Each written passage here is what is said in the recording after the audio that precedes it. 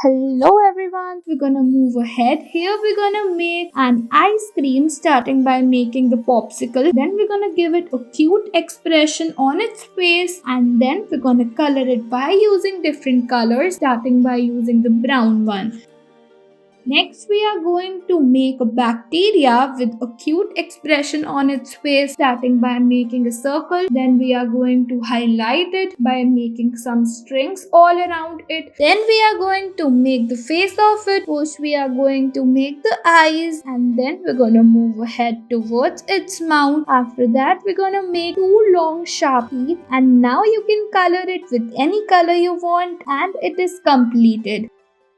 Next, we are going to make the dumplings by using the coin. We're going to join the circles together. Then at last, we are going to make a stick. Now we are going to use red color pen for coloring the dumplings. And then we're going to draw some spots in between.